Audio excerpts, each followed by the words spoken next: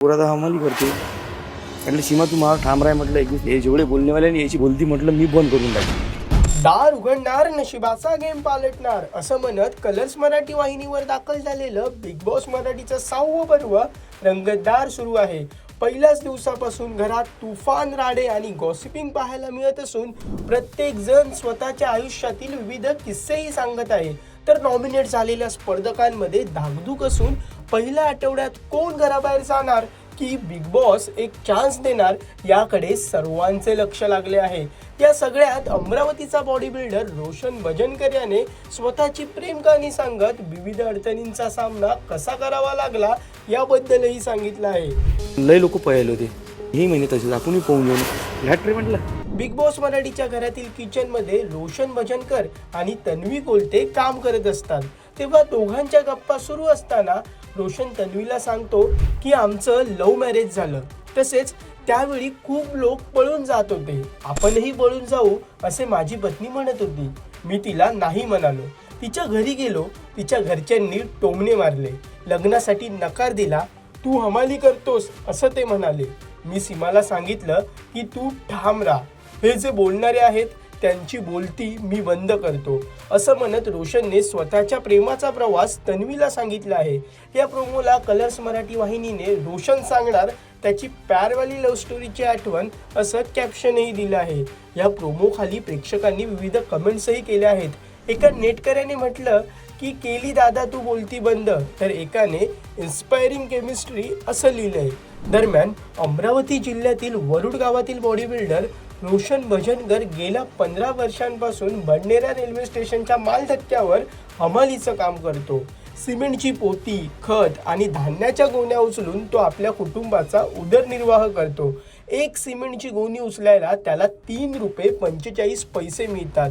हमालीचं काम करून घरी आल्यानंतर रोशन जिममध्ये जाऊन वर्कआउटही करतो.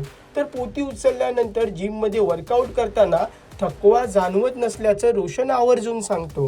तसेच जेव्हा जिम सुरू केली तेव्हा घरची परिस्थिती खूप हलाखीची होती. मी सूतगिरणीमध्येही काम करायचो. तसेच 10वीमध्ये नापास झाल्यानंतर शाळा सोडून दिली आणि जिम व कामाकडे लक्ष दिलं असंही रोशननी सांगितलं. हमालीचं काम व जिमच्या पलीकडे रोशन शरीर सौष्ठव स्पर्धांमध्ये सहभागी होऊन विजेतेपदही पटकावतो. तसेच सोशल मीडियावर तो त्याच्या वर्कआउटचे व्हिडिओजही शेअर करतो. या व्हिडिओजला चाहत्यांचा मोठा प्रतिसाद मिळत आहे. तर रोशनचं लग्न झालं असून त्याला 2 मुलीही आहेत. जेव्हा बिग बॉस मराठीच्या घरात रोशन भजनकर याने एंट्री घेतली तेव्हा चाहत्यांकडून शुभेच्छांचा वर्षाव करण्यात आला.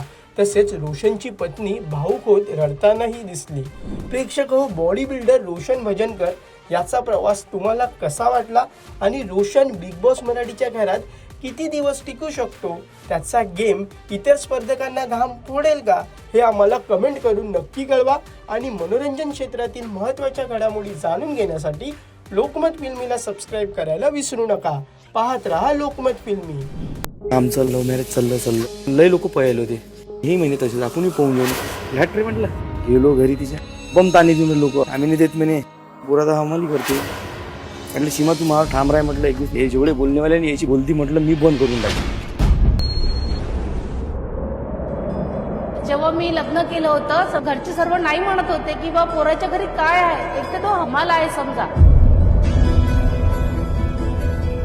आजपर्यंत मी ना दुसऱ्याच्या घरासाठी पोते उचलले, पण स्वतःचं घर मायावाला बनवायचं राहूनच गेलं. पण पाहणं माया नशिबाचा गेमच पलटला. आज जगातल्या सगळ्यात सुंदर आणि सगळ्यात मोठ्या घरात मला हक्कानं यायची संधी मिळाली आहे. आता मायवाली सगळी ताकद तुम्हाला तिथं दिसत. अरे ओळखलं का मले, तर मी अमरावतीचा देशी बिल्डर रोशन भजनकर. आणि आता आपल्याला सगळ्यात मोठी ट्रॉफी जितायची ते पण आहे फक्त बिग बॉस मराठीची. माया आतली जिद्द आणि माया विदर्भाचा अभिमान घेऊन मी तिथे येऊन राहिलो. तुमचा लाडका देशी बिल्डर रोशन भजनकर. जय महाराज. प्रेक्षक हो, बिग बॉस मराठीच्या 6व्या पर्वाचे सर्व एपिसोड्स कलर्स मराठी वाहिनीवर आणि जिओ हॉटस्टारवर दररोज रात्री 8 वाजता पाहायला मिळणार आहेत. तसेच कोणताही एपिसोड जिओ हॉटस्टारवर कधीही पाहता येईल.